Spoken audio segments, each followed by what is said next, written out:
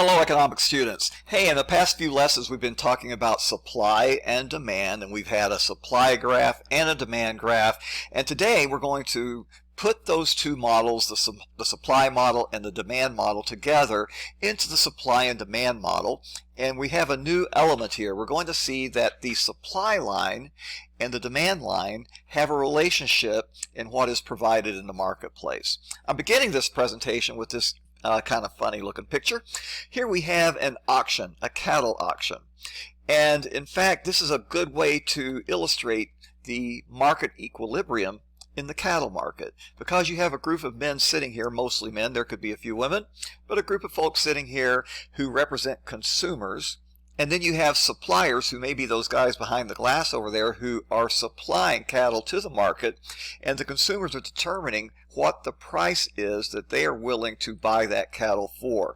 In effect, what's happening here is we're getting a point at which the supply and demand will be equal for the product, and they are determining what we will call the equilibrium price. So here's a definition for you. Market equilibrium is the price where the quantity supplied equals the quantity demanded. And here you have a supply line, which is the red line sloping upward. And at every pricing point, you will see a different quantity being offered and supplied. You also have the blue line, which represents the demand line. And again, it's going to slope downward. And eventually those two lines are going to intersect. And the point of intersection we call the market equilibrium point, where the quantity supplied and quantity demanded are equal. Now, as we graph this, you don't see this on this graph, but as we graph this, you would of course label that demand line with a D and the supply line with an S. And we would also label that point in the middle where the two lines meet. We'll label that with an E, meaning equilibrium. And you'll see that as we progress in our unit over the next several days. So equilibrium prices, that is the target price. That's the best price to ask for the product, because we know at that price everything that we make and supply onto the market will actually be demanded and purchased. And that has several effects. First of all, one effect of the equilibrium price is the rationing price, or the rationing function of supply and demand. Rationing means that prices at equilibrium for these scarce goods are only going to go, those goods are only going to go to those who are willing to pay the price. Prices at equilibrium ration the scarce goods, so only those willing to pay the price will receive the goods. So think about this. You would like, probably as I would, to have a Ferrari automobile. Wonderful, wonderful cars. But Ferraris are very, very scarce. We cannot make enough Ferraris so that everyone who would like a Ferrari can get one. So we have to ration Ferraris only to go to those who are most willing and able to pay the price. Ferraris are going to cost you, way over $100,000, a couple of $100,000, maybe even more. Only a few people are able to buy Ferraris at that price. They don't make many Ferraris. We have to ration them. Not everyone who wants a Ferrari is going to get one. Only those willing to pay the high price will get the Ferrari. In this case, prices are rationing Ferraris. Here's another example. In 1997, there was a freeze in Brazil, and it destroyed much of the coffee crop. Brazil, of course, is a major producer of coffee. As a result of the freeze and the destruction of the crop, there was far less coffee available on the market than there had been prior to the freeze. This caused the wholesale price of coffee to go up 20%, and within weeks the U.S. coffee prices rose from about $5 a pound to $6 per pound. So what happened? There's less coffee available after the freeze. Not everyone who wanted to get coffee when it is $5 per pound is able to get it anymore. So what do? We raise the price. We ration coffee now based on the higher price. Now, only those willing to pay $6 a pound are going to be able to get the coffee. So some of those who are able and willing to buy it at $5 will no longer get it. We're using the higher price to ration the product, for which there's less available than there was before the freeze. So prices ration scarce resources. Another effect of pricing at equilibrium is it provides for efficient allocation of resources. Efficient allocation refers to the maximum number of consumers who will receive the goods. And there's two kinds of efficiency. Productive efficiency means that price competition forces producers to use the right mix of their productive resources. Remember, all of our resources are limited. They are scarce. So we want to make sure that we're using the most efficient, productive way to allocate these resources in such a way that we will have maximum use of those resources. We want to make sure that the maximum number of consumers can get our resources, so we need to have the most efficient production of scarce resources possible. Price competition forces us to be efficient in the productive resources, so that's productive efficiency. The other is allocative efficiency. Allocative efficiency refers to the fact that price competition forces resources to be allocated for the most social benefit. Okay? We want to make sure that our scarce resources are used in such a way that society benefit, the benefit to society is maximized. So, here are some examples of allocative efficiency. Do you want to allocate our productive farmland for corn in Illinois, or would it be better used for dandelions? Well, you know, there is a demand for dandelions. Dandelions are actually used in some salads. There are dandelion leaves in some salads. So, yes, you could produce dandelions and get some money for the dandelion leaves. But is that the most efficient way to allocate the scarce resources, the scarce resource of farmland in Illinois? No, that farmland would be far more productively used if we use it to grow corn than it would be if we use it to grow dandelions. It maximizes the greater social benefit. We need corn much more than we need dandelions. Yes, there's a use for dandelions, but maybe our very highly productive land in Illinois is better used for corn. Similarly, we could use diamonds if you wanted to use in road pavement for gravel.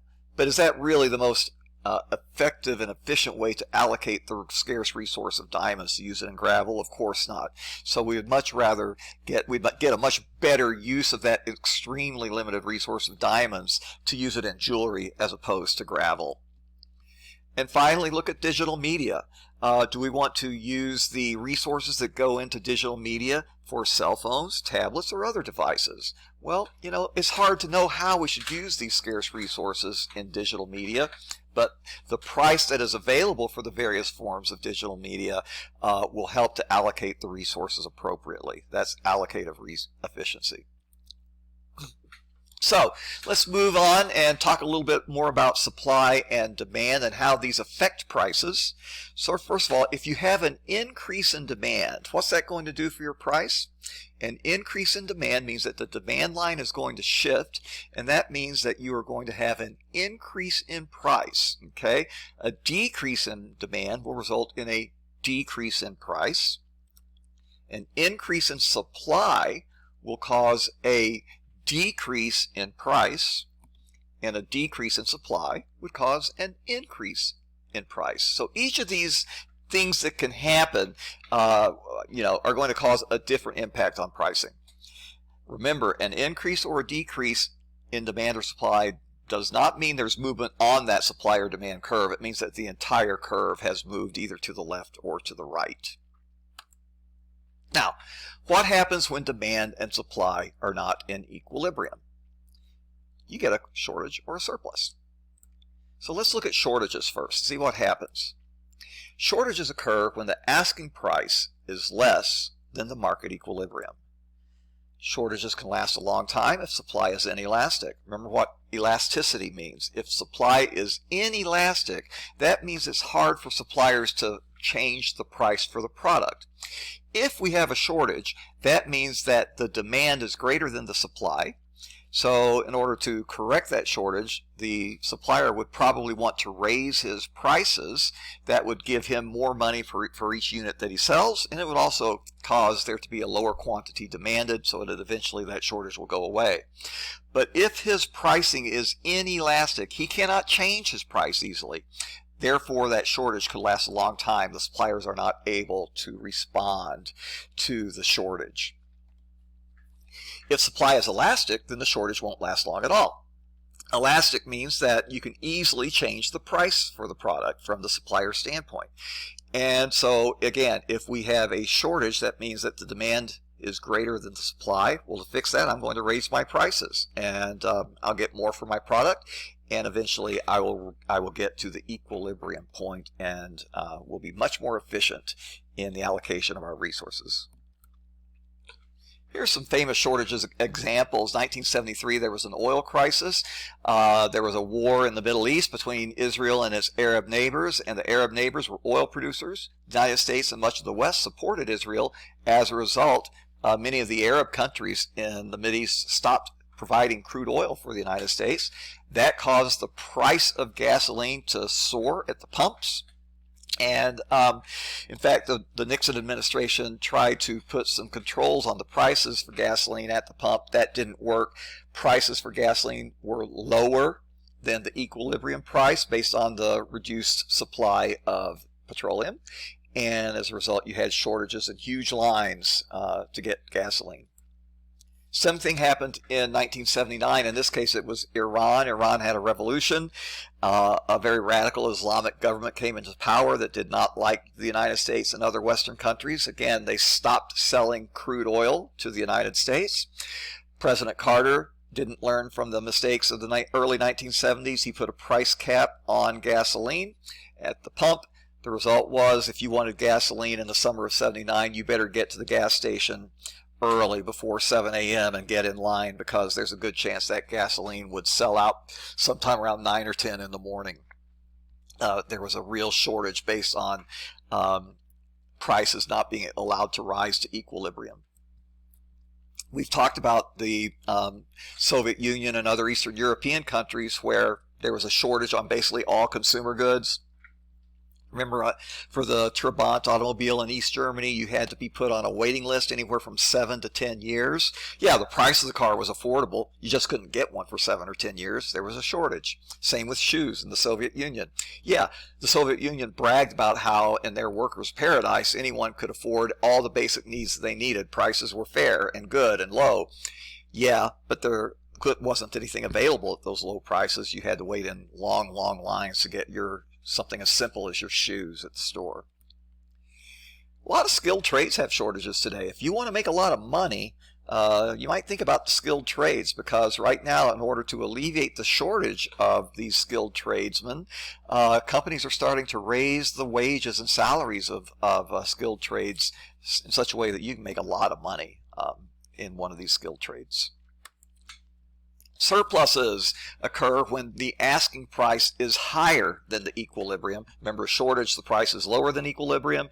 In a surplus situation, the price is higher than the equilibrium. So that means that suppliers are going to be willing to provide a lot of goods at this high price, but demand for the goods will not be very high at that high price. Surpluses often result from a leftward shift in the demand curve. Remember, in the supply and demand model, a leftward shift means that the entire line moves to the left. That's a decrease in demand. So, for example, right now as I make this video in the late summer of 2022, the demand for swimwear has probably shifted to the left. People are not buying bathing suits late in the summer. They do that early in the summer. So there's been a leftward shift in the demand curve, and more than likely that might have resulted in a surplus at the stores for bathing suits. What do stores do in that situation? That's when they start offering special sales, because they want to get those things off of the shelves when there's a surplus. So they'll lower the price in a special sale. Alrighty, so we're going to graph surpluses and shortages and supply and demand, and here's how we do it. Remember, a surplus means that the price is above equilibrium. So this is a surplus situation. Here's our equilibrium price, and actually I would like you to label that point with an E for equilibrium. And here we have a surplus. The price is way up here, meaning that quantity demanded is relatively low. Quantity supplied is relatively high. This line represents a surplus. Similarly, here we have a situation with a shortage. The price is too low, so supply is relatively low over here. The demand at the low price is out here. Here's a shortage line. And we would want to label both of these lines appropriately as surplus or shortage. And with that, we're done with this presentation. Check Canvas. You probably have an assignment. We'll talk to you later.